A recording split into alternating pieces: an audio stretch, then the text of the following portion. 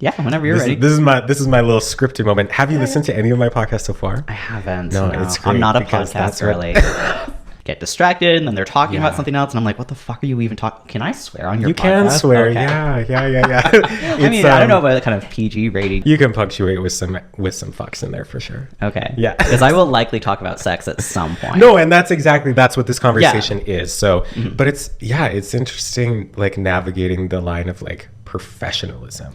Yeah. Because that's what I want to maintain. But like depending on who is like making that judgment. Like, I'm sure this would be seen as unprofessional by some, but, like, it's just not. Yeah. Also. I mean, it's a little bit more casual, but... Yeah. But, like, yeah.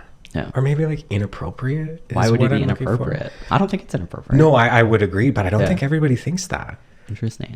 I mean, it's not like, like, white guys with a podcast, but, like, you know... That's us. Yeah, we're just... But, like... So bad. It's not like... I hate us. I mean, we are the worst. We're not so sorry. I cut you off there. I just had to say that, yeah. Well, I think, like, the whole meme about, like, just another white guy with a podcast really comes from, like, white men in particular who start podcasts with just the idea of, like, oh, me and my friends are funny. Like, people will want to listen to us. Whereas I feel like with you, like, one, you're not a guy. And also, no offense. No offense. You gave me this look and I was like, no, is that not correct? I did. Yeah. Gender's fake anyway. Gender is fake. Yeah. But anyway, it's very real to me personally. But no, just like you're like, I feel like you have a sort of intentionality with this podcast and the things that you want to talk about and bring into the world and into this sort of general conversation that we're having in like online and in person. And I feel like that kind of goes beyond the whole just like, oh, I'm just a white guy with a podcast. Yeah. You know? And I think like so much of it for me is like this, it's not necessarily selfish, but I like because like I'm about to learn from you so much. And like, I know that it's worth more for like the people that will be listening just from like a mathematical standpoint. But like for me, I love this stuff too. And like, I want to learn about it because me and my friends are so funny. But yeah. Oh, okay, great. Okay. I'm ready for my intro here. I practiced it earlier today. To my dear friends, family, and folks. No, I have to stop sounding fake. I heard it. I know. Too. I know. It's the customer service voice. Yeah, that's not it. They're not customers. I promise I won't judge you. Maybe just a little bit if you like being judged. Like a kink? Yeah. Like a judgment kink? Yeah. It's what, like religion.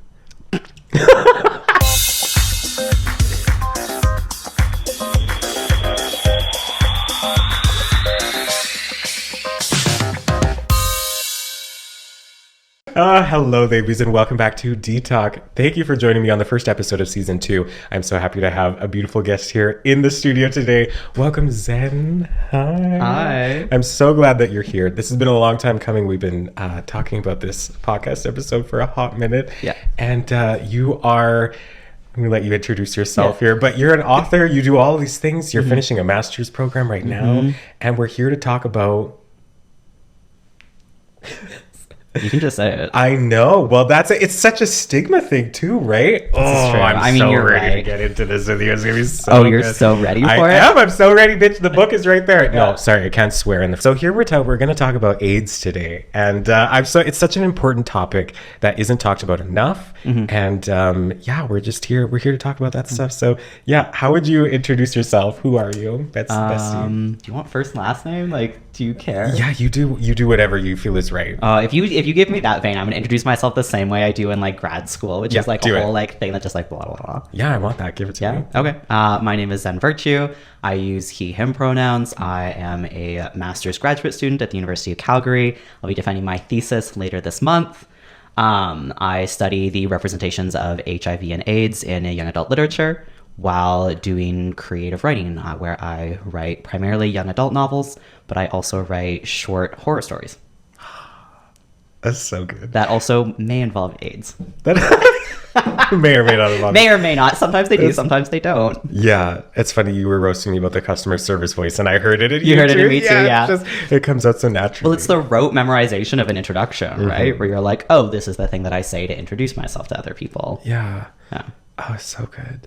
Okay, like how did we start this journey specifically? Like, because have you been a writer for a long time, for like your whole life? When did this start? Oh my God, I was like a kid, and it feels so cliche to be like, I've been writing ever since I was a little kid. But like, it's like for real. Like I remember when I was in elementary school, I had this friend, his name was Tom, and the two of us used to write like fantasy stories together, and they were bad, don't get me wrong, they were cute. Bad, but we would like alternate chapters where like I would write a chapter, then he would write a chapter, and like back and forth kind of thing. And we used to like, we just like spent our entire time like telling stories, like with him and my other friends.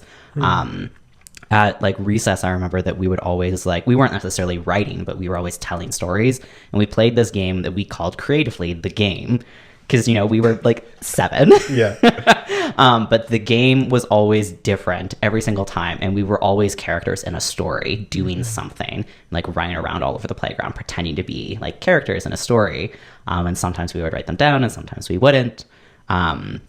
But I really got into writing in middle school, early high school, particularly because I was born in Ontario, and I moved from Ontario to LA when I was 10. And really kind of got into reading as a result, because I was pretty alienated as a kid, just because, you know, you're from another country, and it doesn't matter whether you're from Canada to the US or like something like much bigger, but the culture shock was huge. And I just like didn't make friends. So I just read books, and then I was like, I'm just going to write books.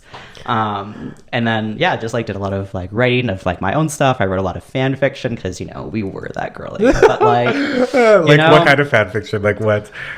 Do you want a serious answer to that question? I think I do. Yeah, I think I do.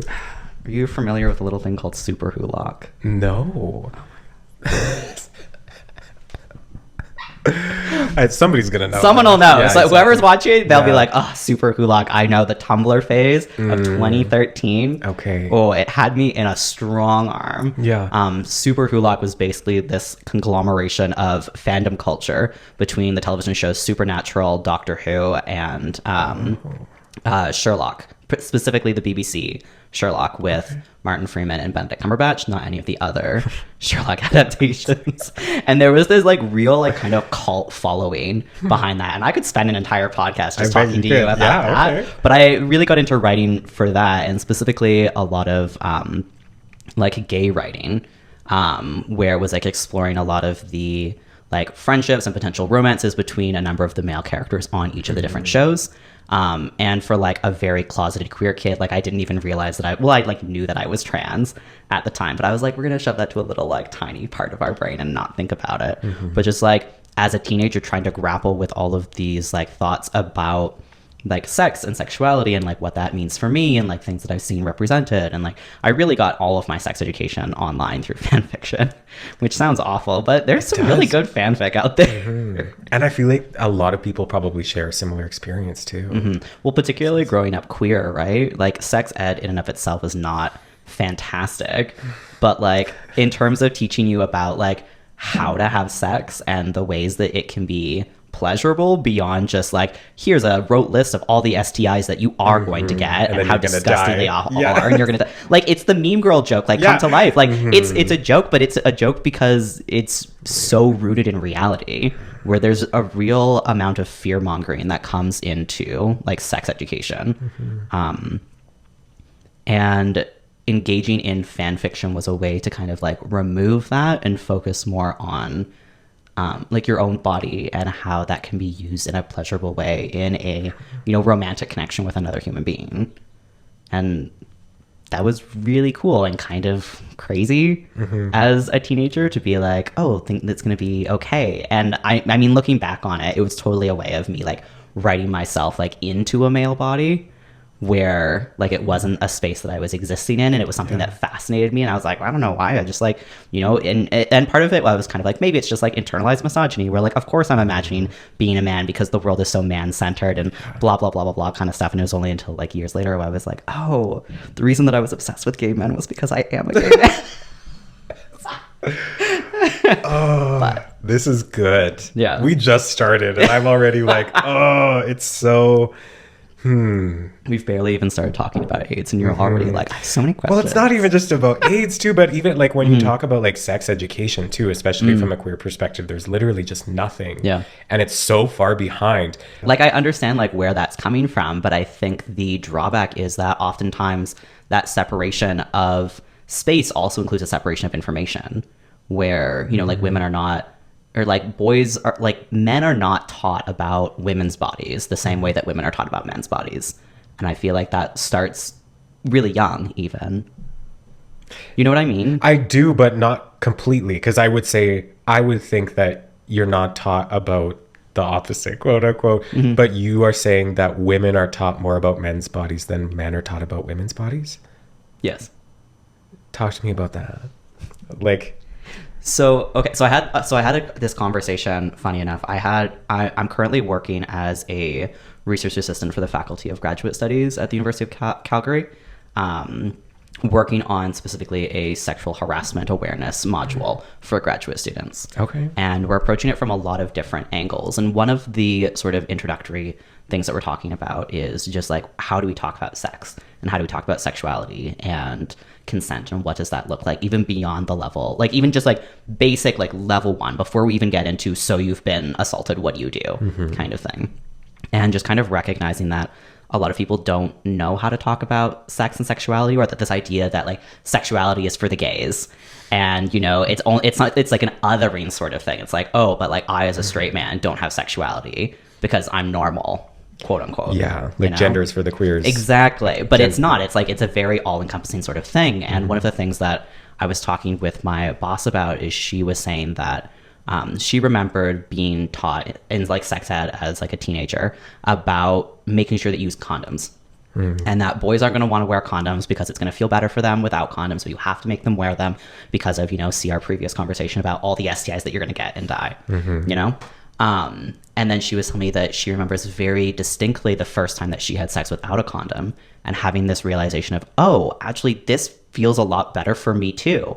And no one had ever like told her that kind of growing up. And then you hear all these sorts of stories too about men who like, and particularly in like the States with like all of like Roe v. Wade being overturned, of just like these men who have no idea how like women's reproductive cycles work and all this sort of stuff. But women generally have a pretty good idea about how, you know, dick and balls work, because that's stuff that you're like taught, because you're like taught like, oh, it's your responsibility to make sure that like men do or do not do certain things when you're with them.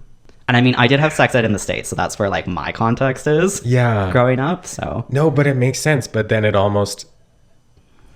it's like painting the men in that situation as just like an entity that's working off of instinct and has no control over themselves. Oh, and it's an awful image. That they need to be managed. No, it's not good on either end. Yeah. God. Just so much to think about. There is, though. And it is like, I love thinking about this kind of stuff. And I do, like, even outside of this conversation. And I'm usually willing to confront uncomfortable ideas, like in myself and others. Yeah. But I know that a lot of people aren't. So like, if I'm even like, you know what I mean? Like, it's just, look at us. Look at us. Who would have thought? Now I love us. Oh God, it didn't take us very long. No. Okay. You knew it would. So you've been a writer forever. Do you have any of those like old stories, like even for yourself? Yeah. Yeah, you do? I do. Oh, that's cute. I'm not sharing my fanfic names with you because the stories are still out there online. Yes. Yeah. That's so good. Do you cringe like when you read them yourself, or are you still like... You know, a lot of them are pretty cringe. Yeah. There's some of them that I'm still really proud of. Yeah. Every now and then I get email notifications that one of the stories has received like a like or a comment from whatever. And I'll go back and take a look at it. And I'm like, you know, that wasn't that bad. Or like, dear God, why is someone still liking this in the year 2024? Yeah. Because when would you have published those? Oh God, they all probably would have been published online. Like all the fan fiction that I wrote online, I wrote in high school. So it would have been between 2009 and 2013, potentially late 2014. Because I did a little bit of fanfic writing into my first year of university, and then stopped because I was like, I want to actually like focus on writing my own shit. Yeah. So should we talk about AIDS? Yeah. What about that? Oh, yeah. Okay. So the University of helping people talk about sex, or like the harassment piece, is that everybody's just so uncomfortable talking about it. And I even feel it in myself with you right now. Yeah. And like, we're in my home. Yeah. And I know you're a safe person. Yeah. So like, logistically, I shouldn't be feeling that level of like uncomfort with it. Well, where's that discomfort sitting for you? What do you mean? Well, you said that you're feeling, you know, uncomfortable. Where are you feeling that? I hear it in my voice. Oh, interesting. Because like then I'm like stuttering over things. Oh, yeah. And then I'm like, I don't want to. Yeah, I don't know what it is. Where do you think it's coming from? Because you're not alone. Like, you're not I'm very comfortable talking about sex, but I've literally made this my entire career. But it's very common. Like, it's a very, like, there's this idea that in North America specifically, we are very open about sex and sexuality. Really? Yeah. Oh. I mean, I don't know. Like, I mean, at least from like people that I've talked to that have like moved here from abroad.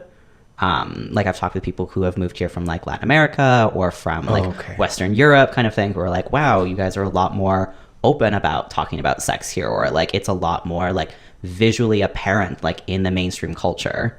But that doesn't necessarily mean that we find it easy as individuals to talk about sex and our sexual desires.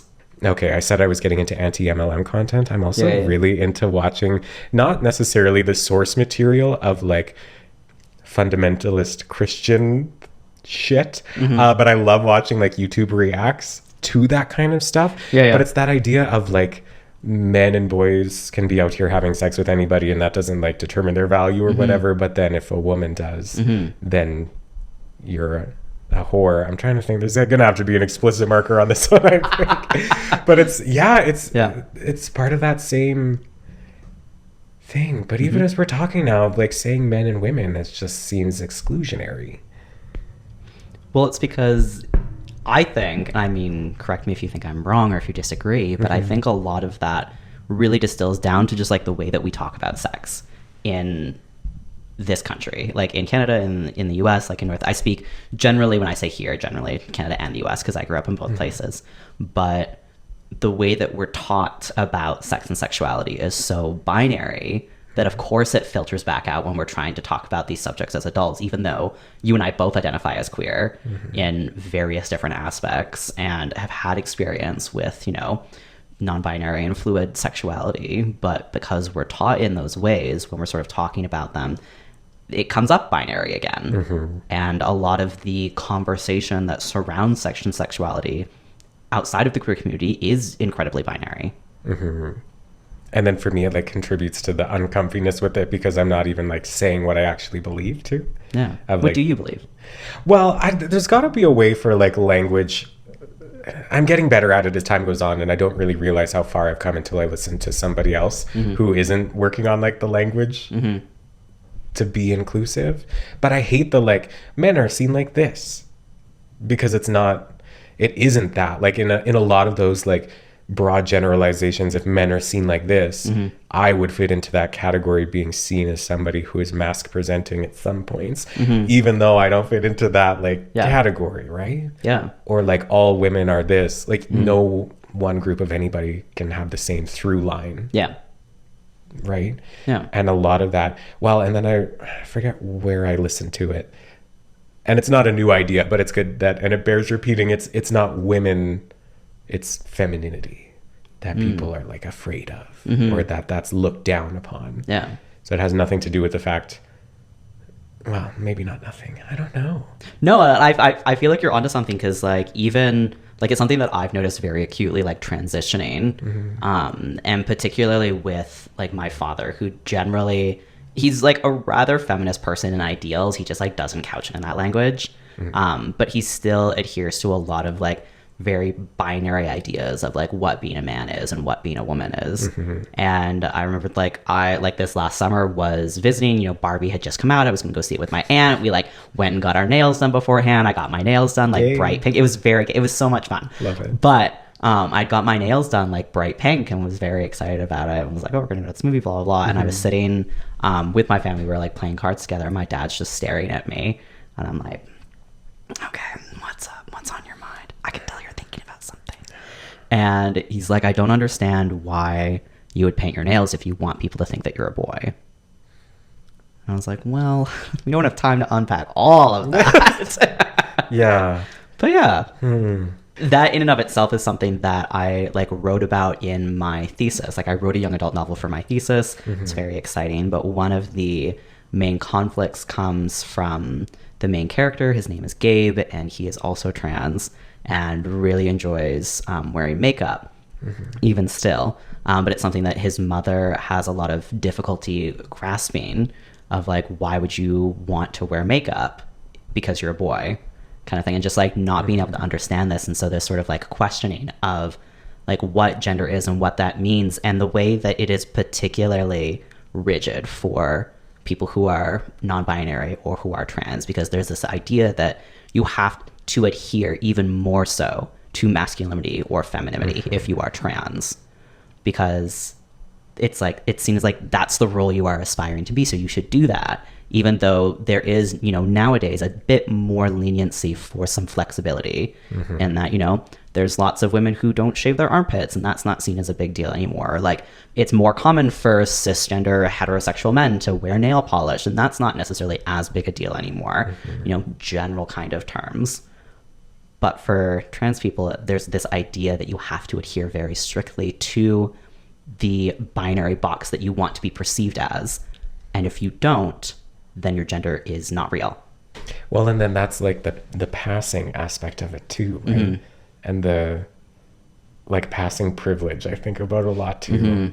So before we started recording, we were lightly talking about AIDS, and you had mentioned the 3 different time periods. Was that it? Yeah. So, I mean, it's this theory that is kind of done by these two in this book up here, Alexandria, and I always mess up how to pronounce her last name, by Alexandra Juzaj and Theodore Kerr. The two of them have, they're like AIDS media experts, and they have this sort of idea that AIDS media and AIDS content, they look a lot at like television and film, but generally AIDS media and film comes in 3 distinct sort of time periods. The first being from the relative like early 1980s, when the AIDS crisis was first emerging, to about 1996, when the first like really effective antiretrovirals were widely available in North America. What does that mean? Like effective antivirals? What? Antiretrovirals? Yeah. That's like the medication that you can take to like cope with having AIDS. Okay. Yeah, it's just like medicine. It's just like the scientific name for it. See, I don't really know these things. No, it's okay. Please feel free to like ask me if I like say anything where you're like, I don't know what that is. Because just ask me, because this is my life. Like, I just know all these things. So, which still exists today because AIDS is absolutely manageable.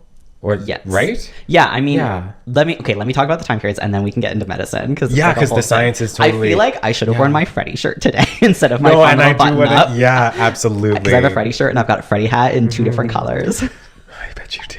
That's so cute. I'm not even sponsored. I just love FREDDIE so much. That's it. We can give a special shout out to them. They're really doing the Lord's work. So good work. Yeah, so good. Such good work. I didn't realize. I looked them up a little bit that they only started like in the pandemic times. I thought it would have been like a longer.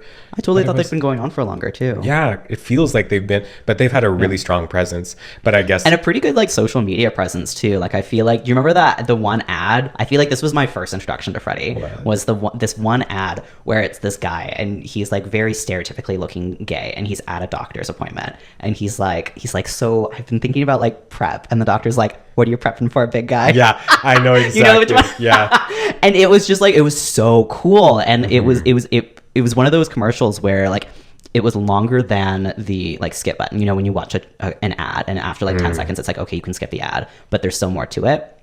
And the first time I saw it, I didn't skip it because I was just like, and it takes a lot, I feel like, to get like a really interesting ad, but I actually watched the whole thing because it was just so fascinating to see something like very openly queer on like YouTube or whatever that I was watching, and like very directly about, you know, PrEP and HIV, and it was coming from like a gay perspective, but like went on to kind of talk about how, you know, like it affects everyone, and like anyone can get access to FREDDIE. It's not just for gay men. Like PrEP is not just for gay men. It's for everyone, because HIV and AIDS is not a gay illness. And that's something that it always stuns me too, because I still come across people, and I'm not educated nearly in the way that you are, but more so than I guess your average bear, because some people think that it is just something that gay men can have. Same, like I just, what? It boggles my mind, because the most insane thing, and this is a very like Western thing that happened. This is a very, very interesting phenomenon. Yes. Okay, tell me about your phenomenon. Let me get my like gamer lean of like, I'm gonna lean forward. Things are serious. I'm but ready, like in like the 80s, when the AIDS crisis was first happening, it blew up in Africa primarily. Is where a lot of cases like first started happening, primarily amongst like people like through heterosexual sex was a lot of how these were spreading, and then it kind of became more worldwide. And it was really only in North America where there were a lot of like gay cases or like cases spread through homosexual sex, to the point where like in America, AIDS, before they like had the name for it, was known as GRID, which I don't know if you know stands for gay related immunodeficiency. No, I didn't. Yeah. So it literally, before they had the actual name for it, it was literally called like the gay plague. But it was very seen as like, it was a very Western sort of centric idea of this. And the rest of the world, you know, there's obviously still cases and pockets of places that were like, yeah, the gays fucking deserve this. But like a lot of like leading scientists around the world were looking at the US being like, what are you talking about? Mm-hmm. Like the number of cases where this is spread through heterosexual sex far outnumber the cases where it's spread through homosexual sex. Mm-hmm. Why are we calling it a gay illness? It's not. And so that's a conversation that's been having forever. Do I remember right that did you tell me that it was a flight attendant? Like, not conclusively, but there was a flight attendant that... Yeah. What was that story? So this is a whole story, and it's big, and I should have brought this book with me. I didn't, because it's like a fat sucker. There's this book called And the Band Played On by this author, Randy Schultz, he was like a newspaper reporter in the 80s. And he essentially wrote what is considered to be a very extensive history of the early years of the AIDS crisis from about, 1980 to, I think the book goes to 87. I might be wrong on that, but it delves into like the politics, the like individual people, individual cases, as well as like science and all this kind of stuff. It's a really cool read. But it has a number of like flaws in it. And one of the flaws surrounds this pilot, and his name was Gaydon Douglas, I believe. Okay. That's tough. I might be pronouncing that wrong. But I hope you aren't.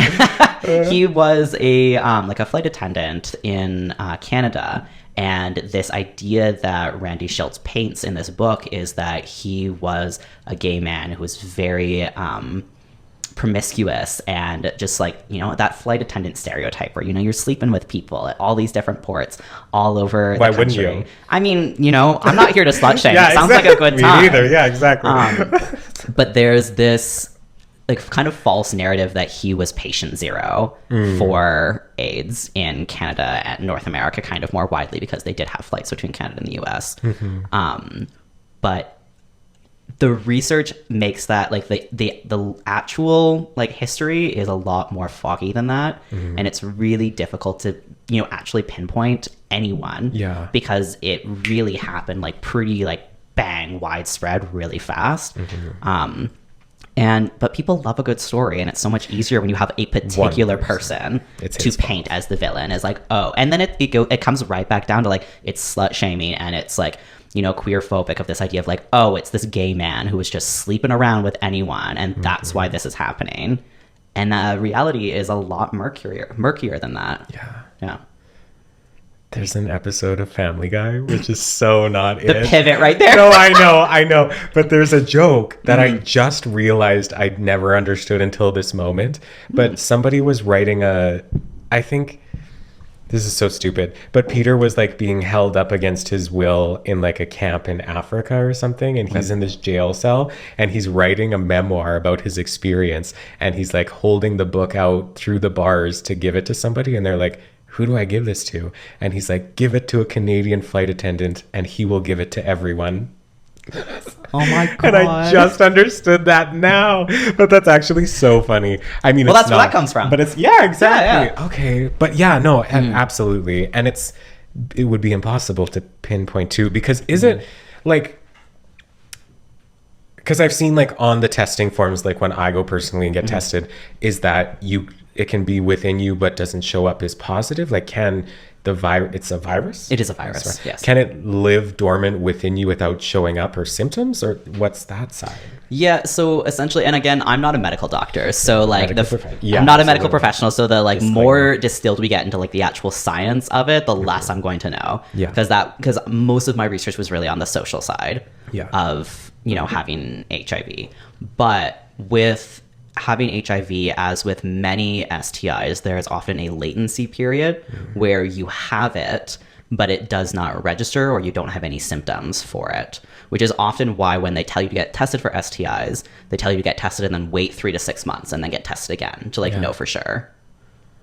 To know for sure. Yeah, exactly. Yeah, that latency period. Mm-hmm. And that was one of like the crazy things in the 80s, because everyone was like, oh, this is happening right now. But a lot of the research that people were conducting in the 80s had a lot of scientists believing that people who were showing symptoms of AIDS had potentially had the virus inside them for maybe a decade. So that's why what? it's, yeah. Oh, yeah. It's what do super you fun. mean? Explain what? Because, like, again, I'm not a science girly. But the latency period was so different from person to person, where, you know, someone could catch HIV and it could transform into AIDS. And that person, like back in the 80s, could be dead in like a year, you know, from like catching it to, you know, its final, you know, thing. And other people could catch it and it would be dormant for, you know, years, and then it would manifest. And I don't really know the science behind that. I'm sure someone does, but I don't. Yeah. Okay, wait. And then I heard you just now delineate between HIV and AIDS. Mm-hmm. They're different. Yes. Yes. I don't know how, though. Yes. So kind of like the simple way to think about it is HIV is a virus that affects, or it has... I'm not even good at explaining this because, again, okay, I'm not a science girly. Yeah. Anyone feel free to correct. But again, no. You know so much more than the average girl, so it's good. So HIV is a virus. You know, it stands for... Oh, God, I'm so bad with acronyms. Human immunodeficiency virus is what it is. And you have the virus... And if the virus reaches a certain level in your blood or in your body, it becomes AIDS, which is an acquired wow, you know, science. This is why I don't do science. I can hear it. Yeah. But you know what I mean? Yeah, like, I do, yeah. It's like one is a virus.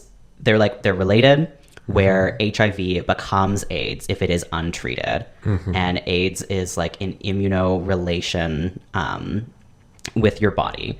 Like, you know how when COVID was going around and it was like, oh, if you're immunocompromised, you know, you're at more at risk for catching COVID or having serious symptoms and all that sort of thing.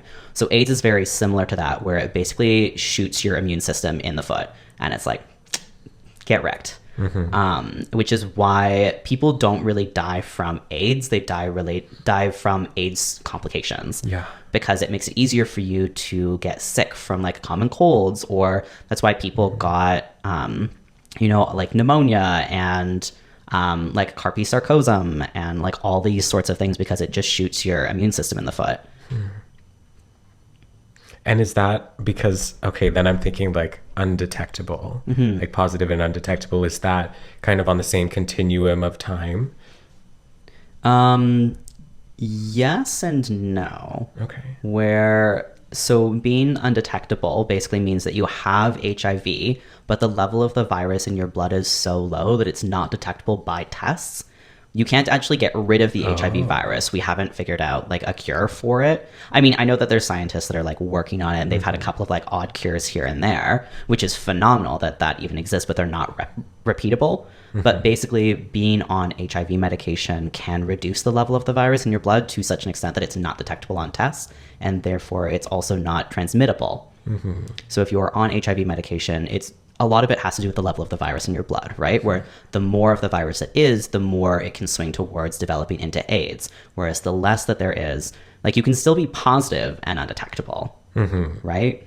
You can be positive and detectable. But that's why like FREDDIE as like a company and talking about HIV very much like brings the slogan of like U equals U, where like undetectable equals untransmittable, because that's what that means, right? Like you're controlling the virus to a level where you cannot give it to another person. And like the stigma behind that. Because there's still stigma where like even if you are undetectable, people won't take that seriously, and they'll be like, oh, you can still hurt me. Because there's just a lack of understanding of what that means. Yeah. Wow. Do you want to know a fun fact? Yeah, I do. So fun fact, as recently as 2022, of new cases in Canada where people have been diagnosed with HIV, a quarter of cases are in young adults between age 15 and 29. It's one of those things with my research being on young adult literature. It's this sort of idea where I feel like it's very prevalent to see HIV and AIDS as an adult thing. Not that people in their 20s aren't adults, but you know, like you're a young adult, you're still like learning and figure things out. But like teenagers and young adults are getting HIV. And I mean, anyone getting HIV kind of sucks. Yeah. But I think like a quarter is a pretty decent amount. Yeah. And based on the statistics that I've looked at, of that quarter, the majority, like 80% or more, are amongst young gay men. I guess, yeah, it just depends the way that you think about it, because that I can kind of convince myself that seems both high and low. Yeah. Well, and it's funny because a lot of like AIDS research, and this is something that I like grappled with a lot when I was writing my thesis, is it's a bit of a double-edged sword, where AIDS is not a gay illness, but it does affect the gay community in a pronounced way. Yeah. Like we talked about how like AIDS is seen as like a gay illness, right? Like back in the 80s, and that's a stereotype that hasn't really gone away. Even though like when you look statistically, like even at like Canada, like the like national government of Canada, like their research on who has HIV and AIDS and like who's just got it in the last year or so, the majority, like more than 50% of people are getting it from heterosexual sex. Oh, wow. But there's still this stereotype in the zeitgeist that HIV and AIDS is a gay problem. So then, okay, if it's coming from heterosexual sex, then like, is there a heterosexual version of FREDDIE? Well, FREDDIE is for everyone. It is? Yeah. I said this earlier. Sorry, barely, I'm not listening. No, but I swear it said on FREDDIE it was... Yeah, I guess their advertising very much is targeted towards gay men, but it's for everyone, and it does say that on their website. Okay. Yeah, because like the like PrEP medication, like Truvada, is not like male specific. You know, like it works for anyone. When I was in the US, when the TV was on just for random things as I was like doing my makeup and stuff, there was a lot. I think it was.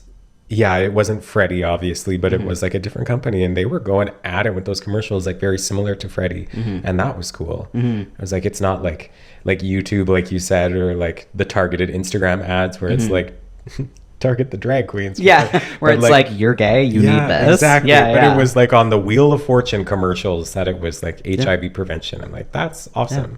I love that. I can go back and talk about the areas of media, because I stopped after the first one. Oh, Diverged. Yeah. But like basically these authors talk about 3 key periods of AIDS media. The first being from the early 80s to 1996, which was kind of peak AIDS content, because it's when the crisis was happening. It's when everyone was talking about it. Like the media, the content that was made about it, whether it was film or TV or literature or what have you, was kind of at its peak, because that's when it was going on.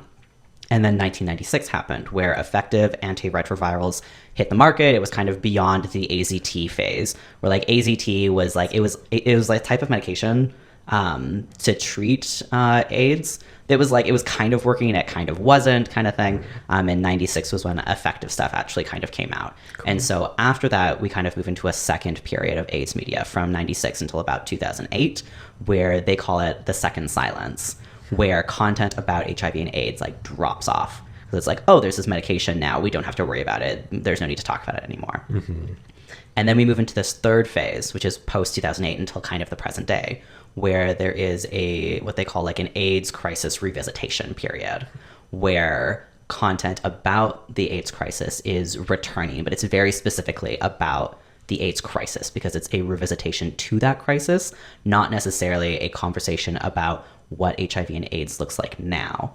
And so there's a lot of content that's coming up where it's like movies or film. I think about like, you know, It's a Sin in the UK, or Pose here in the US, are both TV shows that delve into what it was like to, you know, be gay in the 80s in the middle of this AIDS crisis. And like all these books that I've got here are all young adult books about like what it was like to be gay in the 80s and 90s when the AIDS crisis was going on.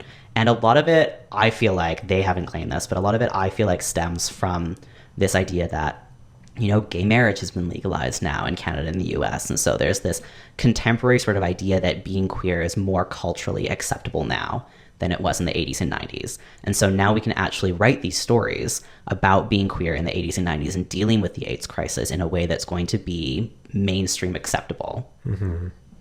Do you disagree with that? I don't disagree with it, but I think it reinforces this sort of idea that AIDS is a historical problem and not something that matters today. I guess there's less stigma. It's hard though, because I feel like to some extent, I don't know about you, but I feel like I exist kind of in an echo chamber, because a lot of the people that I spend my time with are in the queer community and have that understanding. Yeah. And sometimes you take a step out and you're like, whoa, Yeah. this is what y'all think is the, yeah.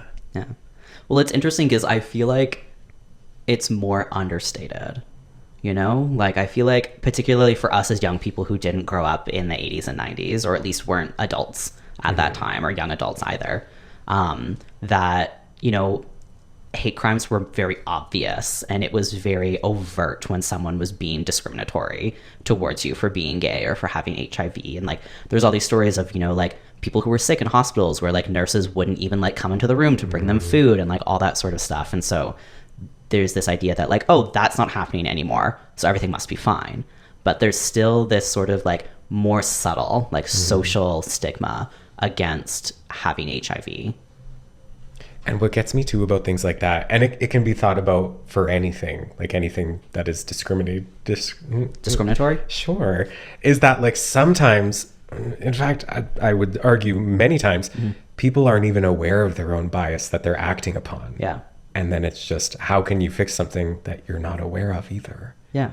Because it's just built into the system and that's how people behave. And then that's how misinformation just continues to like compound on itself. Because I remember the last time we talked, what was it?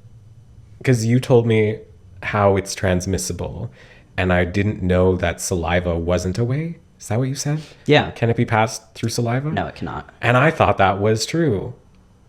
See, and that's another thing that like that stems from, you know, a lot of like the misinformation that was going on during the AIDS crisis, where people thought you could get it from kissing or from sharing, you know, like drinks or from hugging someone who had HIV or, you know, like using the same toilet and like all that kind of stuff. And like those sorts of fears are still deeply ingrained. They're like entrenched in a lot of the way that we talk about HIV and AIDS. And like, I know that's not true because I've done all of this research. Yeah. And so it seems really obvious to me. But like you said, like when you talk to like the layperson about it, like a lot of those ideas are still held firm even when you like, but like when you prompt people about it to like think about it for a second, they're like, oh yeah, no, that doesn't make sense. You know, of course you can't get it from kissing. Yeah. But it's just like, it's an automatic sort of reaction of like, oh yeah, that's something that you can get it from. Yeah, out of fear. Yeah. It's like Princess Diana with the handshake, right? Oh my God, Princess Diana was huge. Like the fact that like the... I can feel it coming from you, yeah. like her contribution to AIDS awareness was so groundbreaking because there was really this huge stigma of like, you need to be like separate from these people. Because there wasn't like scientists were working very quickly to figure out like how it was transmitted and how to like, you know, be protective of yourself. But before a lot of that was widely known, a lot of people were like, you know, like wearing like full on gloves to like touch, you know, friends or family or anyone, like patients who had HIV or AIDS. And the fact that Princess Diana shook an AIDS patient's hand without wearing gloves was like mind blowing because people were like, whoa, if Princess Diana can do it. Was she educated on it, or was she? She was. She actually had like a huge great. like fundraiser for like she like helps like with like a lot of like AIDS research fundraising and stuff. I'm trying really hard not to go into conspiracy theories. I don't know. I'm not a conspiracy theory person. Oh, you're not? I am, though. Well, I mean, it's like, not a conspiracy I feel like if it's true. I mean, I feel like you're silly if you don't believe in at least one conspiracy theory, because the idea that the government is doing everything 100% correct all the time, I think is ludicrous. But I just generally don't engage with conspiracy theories. It's probably good for your mental health. Probably. I only allow myself one, and it's the flat earth. Yeah. Yeah, I really think... No, there was a time where I engaged with flat earth content too much that my For You pages on everything was just all flat earth shit. Damn. I love watching weird, stupid stuff like that. What was the other... Oh, but sometimes I just get into it. Yeah, TikTok thought I had ED for the longest time because I kept watching all the funny videos about erectile dysfunction and like that. Anyway, not that is not what I thought you said when you said ED. That's different. That's a different conversation. Yeah. Oh, my God.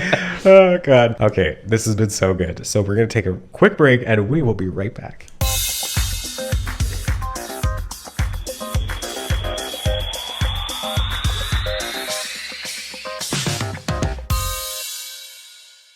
Do you wear makeup? I do that. Generally don't. I do every so often. Yeah. But like sometimes I wear glitter. Cute. You know, sometimes I very poorly put on eyeliner. It's hard. It's hard. It's so hard. Yeah. Oh my God. No, I'm not a very big makeup person. I never really was. I'm still not. And I like feel more comfortable wearing makeup now, funny enough, than I was before I transitioned. Because, you know, it's just like, you know, gender roles of like, you're a girl, you must wear makeup kind of thing. I like that voice. Yeah. Oh boy. Can you say something sexist in that voice? Was that not good enough for you? No, I just liked it. Yeah, that's funny. But just like, I feel like actually like transitioning and passing, for lack of a better word, as a man has given me a lot of like freedom to, you know, play with femininity a lot more because it's not something I am obligated to. Yeah, this conversation could easily turn into a Danielle Smith chat, and I don't want to go there. I don't want to talk about Danielle Smith. We needed that. That was a great intro back into us. Hi, we're back. What did we say we were going to talk about that I forgot? Books. Yeah. So I mean, a lot of the research that I did for my master's thesis, because I'm approaching it from a creative angle, with the idea being that I wanted to write a creative project. So I wanted to write a young adult book. So a lot of the research that I wanted to do was to see what is currently out there in the literature about HIV and AIDS in young adult literature. Specifically young adults, because like I told you earlier, a quarter of, you know, all cases in Canada are generally in, you know, that sort of young adult sort of range from 15 to 29. And I think that's rather major. And I think it's one of those things that, you know, AIDS is seen as a very adult topic. It's, you know, it's something where it's like, this isn't appropriate for children. And we can, you know, get into a whole thing about like queer topics that are not age appropriate for children. But this is one of them. And it's funny because I actually initially approached this project because I wanted to learn more about like cultural queer history.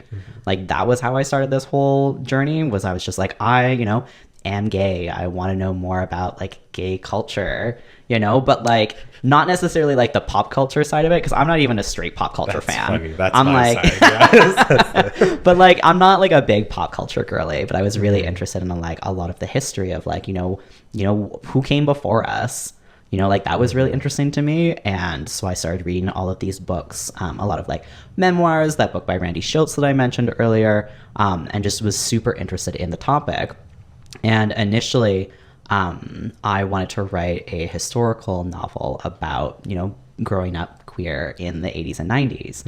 And I started doing this research, and I read specifically this book, HIV and AIDS in Young Adult Literature and Annotated Bibliography, as sort of like the foundation of my research, because they basically do a very extensive literary survey of every single book possible that they can find, published between 1986, because that's when the first one was published, and 2008. That is written in English and written for children and like young adults, you know, teenagers, generally ages 11 to 19, with a protagonist of the same age, just to see like what is out there, what is being talked about, like how, like what sort of information are young people getting about HIV and AIDS? Because like we've talked about earlier, sex education kind of sucks, you know, like it's not really giving much. So if teenagers are learning about sex from the media that they are engaging in, the same way that like I learned a lot about how to have gay sex from fan fiction, which is the most ludicrous statement. But if teenagers are learning about HIV and AIDS from the literature, from the books that they are reading, what is it that they are learning? So that's what their research was. And so the first book is this book called Night Kites by M.E. Carr, was published in 1986. And they started from there and worked all the way till 2008 and found 93 books that had been published in that like almost 3 decades, 2.5, you know, kind of time. Yeah. And they looked at, you know, who has HIV and AIDS in these books? How did they acquire it? Or how does the book say that they acquire it? What is their role in the story? How are they related to the protagonist? What happens to them in the book? And it's very interesting. This is where we get like very like number oriented. Okay, and this is a fun moment where I'm like, why am I a creative person? Because I love numbers so much. It's okay. You can have both. Yeah. You know, I am a math gay. Yeah. You know, it just is what it is. Okay. But like, it's very fascinating because there's only 93 books in that time period. It does seem low, which is insanely low. And I did my own research where I tried to be as extensive as possible, but I scoured, libraries and the internet to try to find young adult books that have been published since 2008 talking about HIV and AIDS, kind of within similar parameters, published in English. It didn't matter where they were set, but written in the English language. With characters like protagonists age 11 to 19, written for, people age 11 to 19, etc. kind of thing. And I only found 22 from 2008 until 2022. So it's even less. Which is even less. I mean, it's less time. Oh, from 08? Yeah. But not by that much. Okay, wait, because what did you say the period of time was from 2008 until now? Yeah, 2008 until 2022 would be 14 years.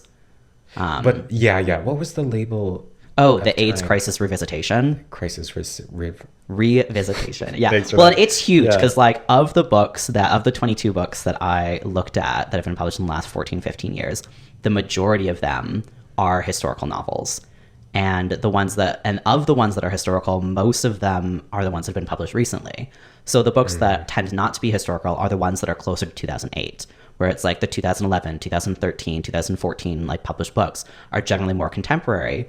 But the vast majority of everything that's been published in the last 5 to 6 years is historical. Okay. It's set in the 80s. It's set in the 90s. It's set in New York City. It's set in Los Angeles. It's set in San Francisco. It's set in the big epicenters of this is where the crisis happened in North America, right? Yeah. And it's very much looking at it what was it like to be a person coming of age at that time, which is very interesting, and I think it's very important. And I think those are stories that, deserve to be told. But because the prevalence of those stories is so percentage-wise much higher on the scope of what stories are being published, it does leave this dearth of stories being told about what it is like to be a teenager who is HIV positive today. I think very specifically about 2 books. One is Full Disclosure by Cameron Garrett that I've got behind me. And another is Where We Go From Here, published by Lucas Roca, which is, funny enough, actually a Brazilian title that was translated into English in 2020. Very, very good. Full Disclosure is about a 17-year-old young Black girl in high school, and she has just transferred high schools because her HIV status was disclosed against her will to her school, and she essentially got bullied out of her high school. So she's at her new high school. She's trying to work things out, and she gets this crush on this guy in her class, and she starts receiving anonymous notes in her locker threatening to disclose her status to the school if she doesn't back off from seeing this guy. And there's it's a really cool, really interesting story, but it's set in San Francisco. She's been HIV positive all her life. The idea is that she's been adopted by 2 men, but her birth mom had HIV and transmitted it, which it's very interesting because it's also one of the things that, sorry, this is the Zen Talks Forever. Yeah, no, don't be sorry. That's why you're here. No, don't be. But that is one of the ways that HIV can be transferred, right? Is from mother to child, or from parent to child, specifically through childbirth. But it's incredibly uncommon now. It was more common in the 80s, 90s, the early 2000s kind of thing. But I did a bit of digging on, what those statistics are like today. And I mean, it makes a little bit of sense for this book, given that, it's set contemporarily, but she's 17 years old. So it would have been, mid 2000s that she would have been born. But today in Canada, at least, I'm trying to think of the exact numbers from this study that I researched of all women who were HIV positive in, I think, 2021, maybe 2022, who had birthed a child that year. Of the study, I think there were 200, 300 maybe, kind of women in this kind of study. Only 2 of them birthed HIV positive babies. Really? And it was very specifically because those 2 women were not on HIV medication. All the other women who were on HIV medication, to be able to pull the level of the virus in their blood down to a low enough level, did not pass HIV on to their baby.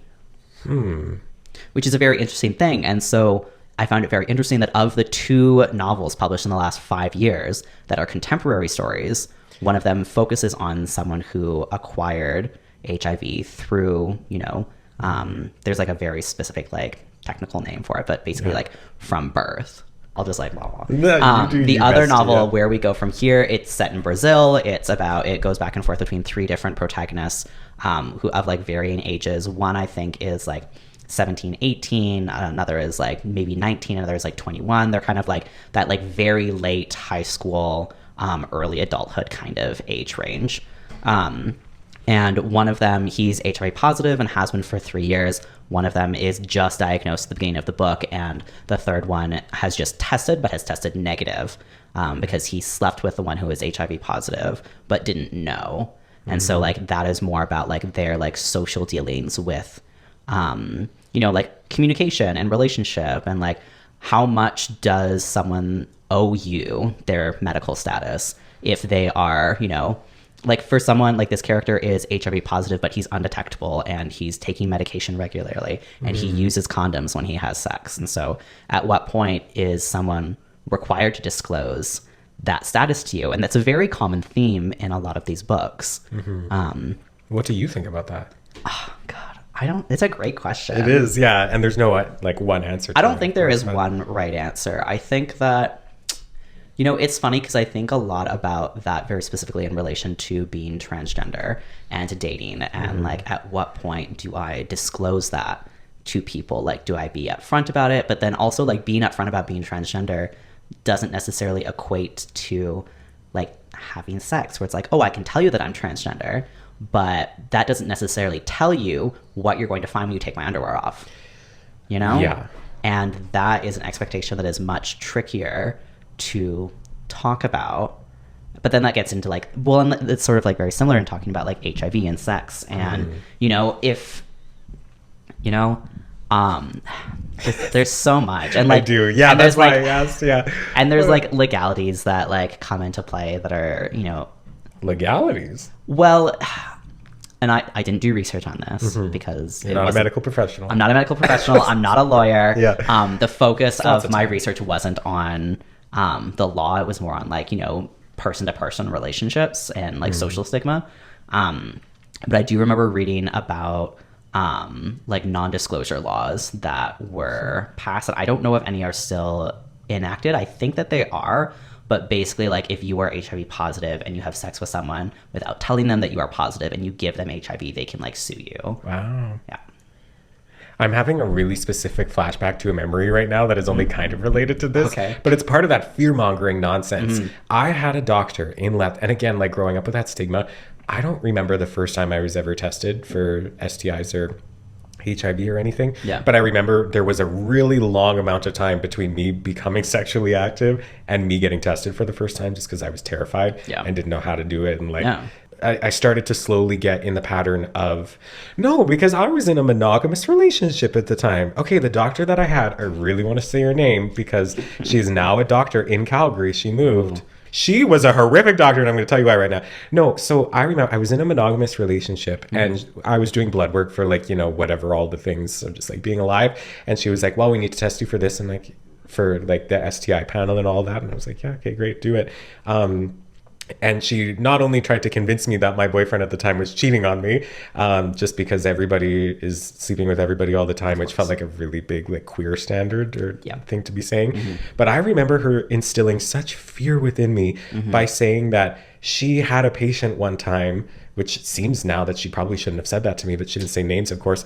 But she said that she had a patient who had HIV and was going around not telling people and infecting them on purpose. And like just purporting the idea that that's like the average positive person's like outlook on life is that they're out there doing that on purpose to people. Yeah.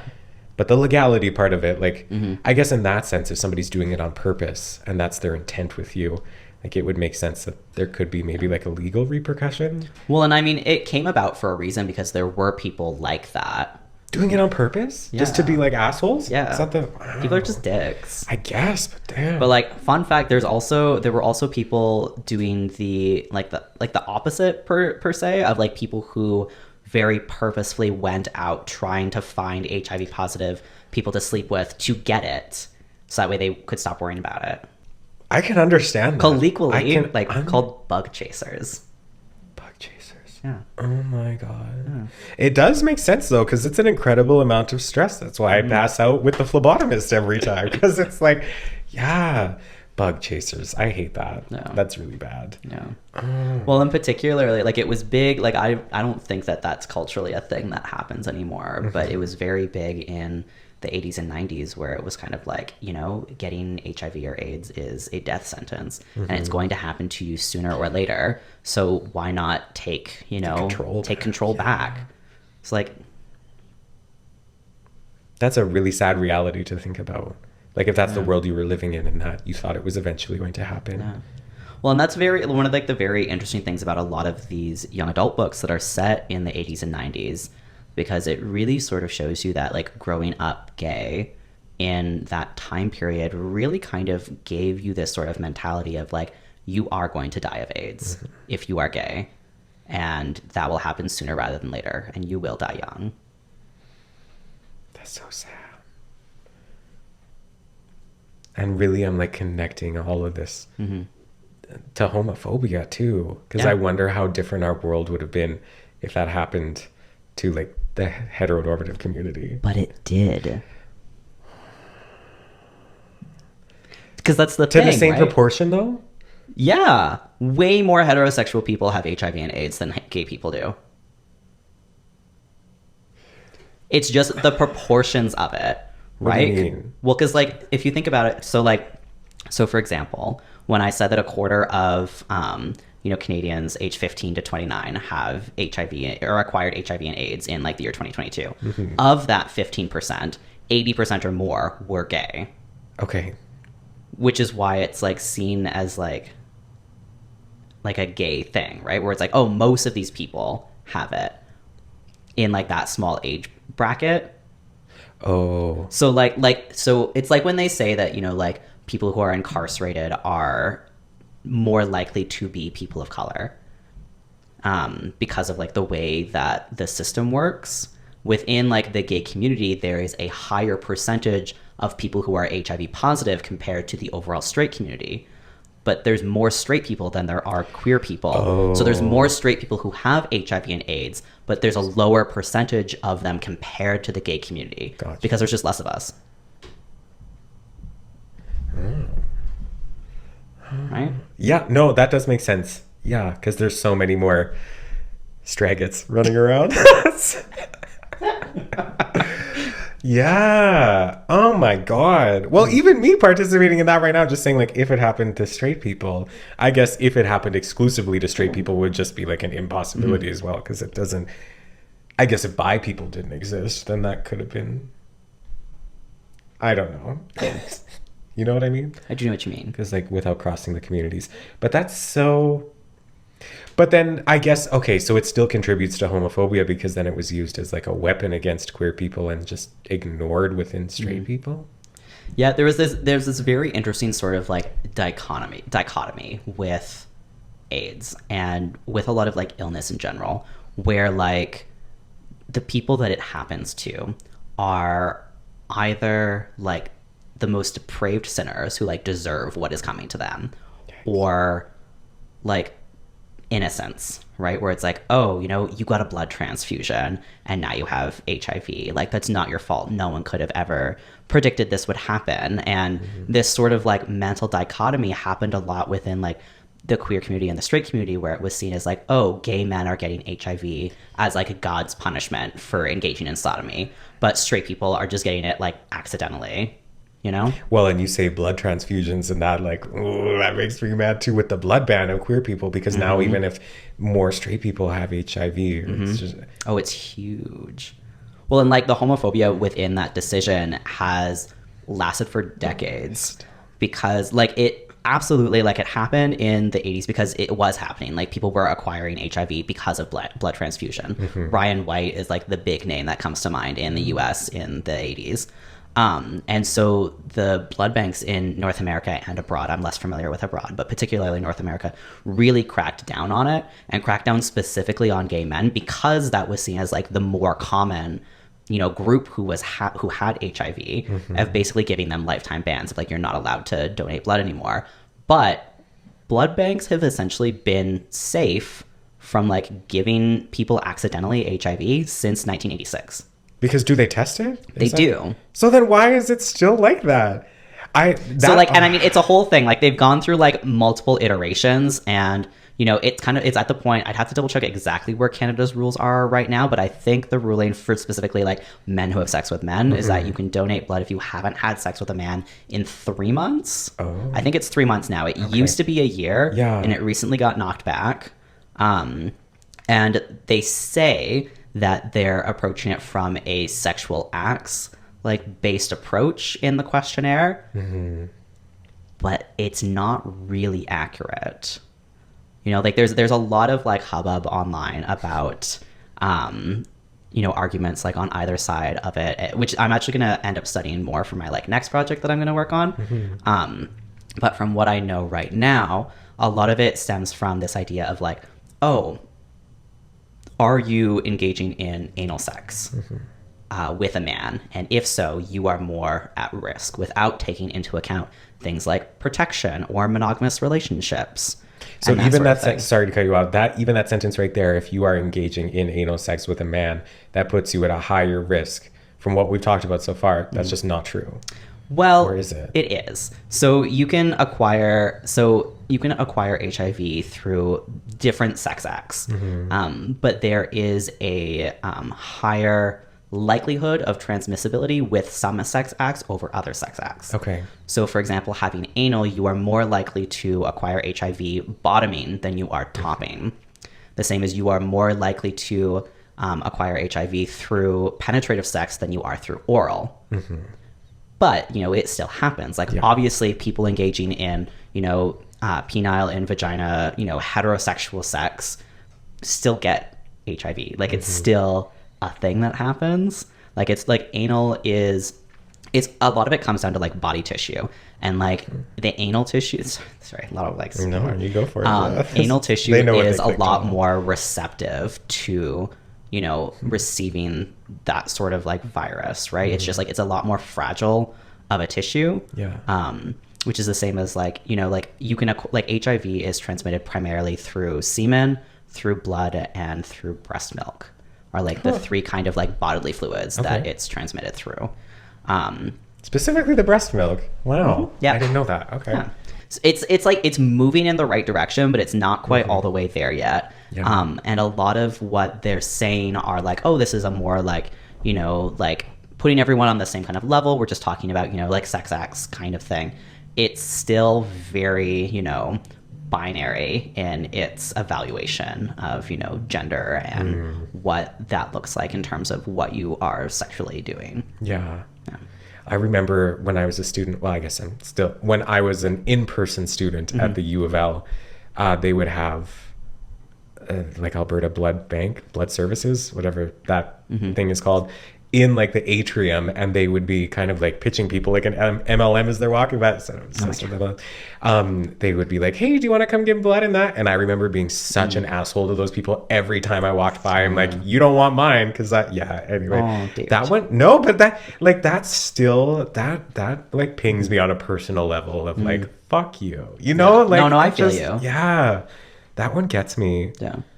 Yeah, I remember I had a funny moment, kind of similar in my undergraduate degree, where I was hanging out with a friend of mine who was also gay, and there was a blood drive happening on campus. And we ran into a friend of ours who had just come from the blood drive and was like, oh my gosh, like I just donated, like are the two of you going to donate? And I had to look at this person and be like, because this was a number of years ago, just kind of like look at them and be like, we're actually not allowed to donate right now because we're gay. And this person was like, oh, I'm so sorry. But so many people still don't know that. Yeah. Like even probably now that's going to be shocking to somebody who's listening to this right now. Yeah. And that's so interesting. And it's not, I think it's really easy to, I don't know what the word is. I've been trying to think of this word all day, but like to villainize, that's it. It's easy to villainize like the figureheads of these institutions or like the individuals who are doing it, or like the actual phlebotomist who's taking it from, but it's not them. It's the systems that they're a part of. Do you want to hear something wild? Yeah. So one of these young adult books that I read, and this was more like in that kind of like new adult category. I mean, it's a young adult book, but like whatever. Anyway, it's this book called Just Between Us, and it's a dual narrative. It goes back and forth between two boys as narrators, one of whom is like, he's like a junior in high school, and the other one is like a sophomore in university, which in and of itself is a whole shoebox I don't want to like pull into. Whatever. But anyway, the older character is prior to like meeting this guy was like, you know, he like leaves home. He's like has like his first year at college, and he like sleeps around with a bunch of people because, you know, that's what you do. It'd be like, hey, oh my god, like I'm like queer, I'm coming into my own, I want to explore my sexuality, blah blah blah. So that's kind of like his spiel. He is a little bit like sex shamey about it towards himself in the novel, which is really interesting. But, you know, finds out that, you know, he did have unprotected sex in a number of these instances, finds out that he's HIV positive, which is kind of like where the narrative kind of like takes off, where he's like, oh my gosh, I have HIV. Like, how do I tell this guy that I want to be seen? Like, I don't want to hurt him. I don't want to hurt my family, blah, blah, blah. Yeah. I think it goes about it in a lot of wrong ways, where it's a very like stigma filled book, where even though it was published in 2013 and is set contemporarily in 2012, 2013, he has a lot of sort of mentality of the like 80s surrounding AIDS, where he's like, oh, I have this disease, I'm going to die, no one is ever going to love me ever again, kind of thing, which is awful and not true. But they have this moment where he finally tells the other main character, the other protagonist, that he's HIV positive, and this character responds by saying something very closely along the lines of, how many guys did you have to bend over for to win that lottery? Oh god, that's so much. And I like almost threw my book against the wall. I was like, that's so like it's so gross, because it's slut shaming for one, and for two, like it has this blame to it that is very reminiscent of a lot of like homophobic rhetoric from the 80s and 90s, and people like Anita Bryant that were like, AIDS is God's punishment to the gays, and, you know, like they deserve this, and like all this sort of rhetoric that is unfair and untrue. And to just see something like that like in print, and it's just like, it's a weird book because like this character like goes back on it like 2 chapters later, and I'm like, the inconsistent characterization is like a whole thing, but just like it's just so insane where, you know, like that sort of stigma is just so prevalent. And that it is a lottery, like a lottery is the wrong word for it, but it could logistically could have been once. Yeah, like it could literally have been once. Yeah. And it's not like it, like lottery almost is kind of the right word too, because it implies that if you get HIV or if you get AIDS, that you're a whore, basically. Exactly. Right. Like that's the implication. And but the opposite of it too, though, being true of like, you are not if you don't. Like I've been in many situations that I could have been HIV positive, and it just happenstance I'm not. At least at this, you know what I mean? Like that doesn't mean that those acts aren't happening. Yeah.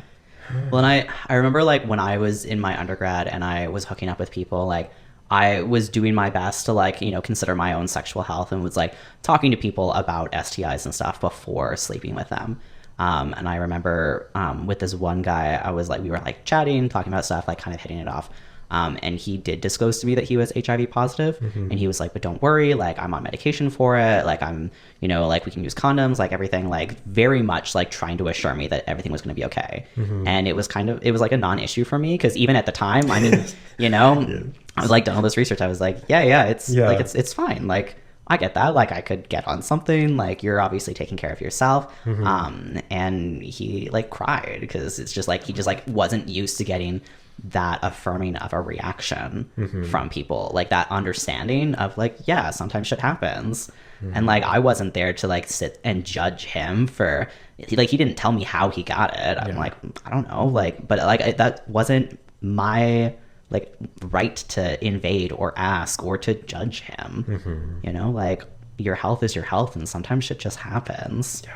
You know, I think statistically, not with HIV, but I think just with STIs in general, I think the majority of the population has at least one STI. Like, I know herpes is incredibly common. I just fell down a rabbit hole of it. And it's something that like people like don't talk about. Like, I think it's like over 60% of the population. And that it's just the location of it on your body of what type it is, and that like it's a cold sore, and basically everybody has that anyway. Oh my God. And just like the normalized, like that's so normalized that like people don't even think about it. But like it is an STI. It's all the language. It is. Yeah, look up Anita Bryant if you ever want to like go down a rabbit hole of like 80s homophobia, because it's kind of nonsense. Also, in terms of thinking about like this dichotomy of who has AIDS and what that says about them in terms of being like a victim or like deserving of it, I'm no good with quotes right now, but I would really recommend Susan Sontag. No, I think that maybe. Sounds really familiar. She wrote AIDS and Its Metaphors. Okay. And it's like a short little book. I should have brought it with me. But she basically delves into the way that illness is used as metaphors. And specifically, she has like two issues. One about like illness more generally, where she talks about cancer a lot, and then one specifically about AIDS. And just the ways that we talk about AIDS and the ways that we talk about illness as like a war and a battlefront and something that can be won and lost is so prevalent to the way that we talk about AIDS and who gets it and what that says about them. But it's a really good read. I'd recommend it. It is very like kind of highbrow academic, but oh, this has been so good. Okay, wait, let's do our FREDDIE pitch here. We've talked about it a little bit already, but if you are somebody who is a person who is having sex, right? Full stop. Yeah, full stop. Like, regardless of sexuality, regardless of your gender. Yeah, if you're just out there doing those things with any person. And regardless, like, whether you're, using protection or not using protection. Because it can happen anyway. Can it? Yeah, of course. Yeah, I mean, condoms are only so effective. Yeah. I'm just always just constantly evaluating what I've But just like I'm not here to like slut shame any of your viewers, like regardless of what. That's my job. Yeah. I'm kidding. Like whatever kind of like sexual acts you are engaging in, taking PrEP can be a peace of mind. It doesn't help with any other STIs. Like, don't get the wrong issue. It's very specifically only an HIV prevention medication. But taking PrEP can be a big peace of mind for your own sexual health. So yeah, you can access PrEP for most people. If you're in what were the 4 provinces? It was Ontario, Manitoba, Alberta, and there was another one that FREDDIE. Is it BC? Yeah, I think it might have been. I think so. That you can access once a day PrEP for free via FREDDIE, FREDDIE.com, FREDDIE.ca. Type probably in FREDDIE. .ca. You'll know.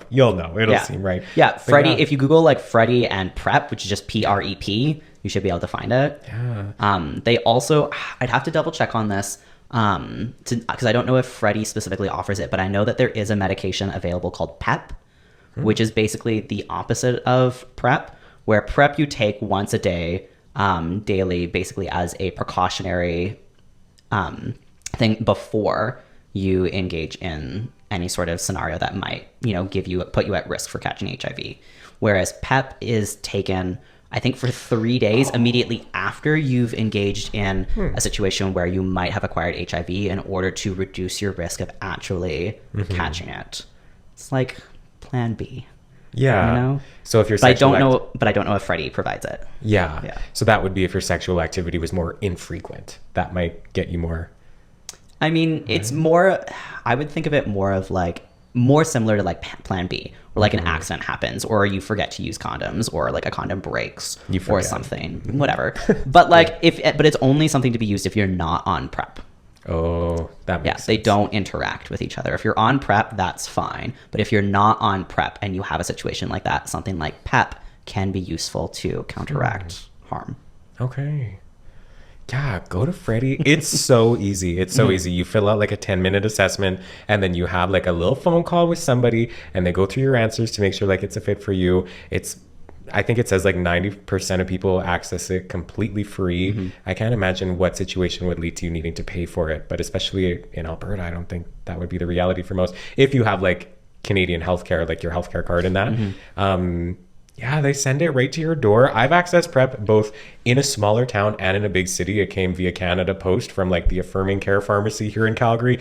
Mine came yesterday to the door. He buzzed himself in and just left it on my doorstep. It just had my name on it. Like it was so easy. Yeah. It's very simple. Yeah.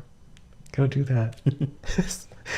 Oh God, I've learned so much. Thank you so much for joining me here. Oh my gosh, thank you for inviting me. It's been such a delight. Of course. Is there any like final thoughts you want to leave with, or anything you want to say here to finish us off? I mean, I feel like the biggest thing that I would leave with is just to encourage people, if they're interested at all in doing their own research on HIV and AIDS, and recognizing that it is not a death sentence. It is something that, while not curable, is very manageable and not deserving of the stigma that it has.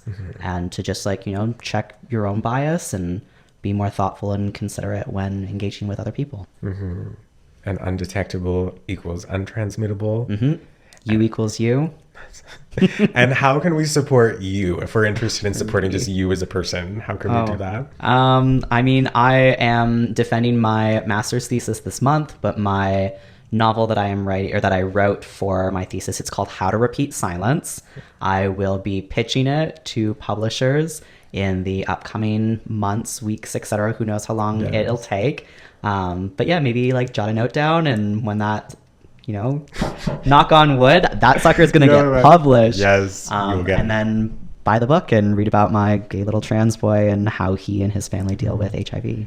Cute. Do you want them to follow you on Instagram or no? I'm barely on Instagram. Okay. Yeah, no, that's fair. I've had some that are like, no thanks. I had Michelle on. You don't know Michelle. She's one of my good friends. And she's like, I'm not going to say my last name in case you look me up. And so I love that. But yes, thank you again for joining us. Thank you. This was such a good first opener into season 2 of my podcast, because what other best topic to open with than with AIDS? So yeah. Okay, thanks besties for joining us. And until next time, goodbye.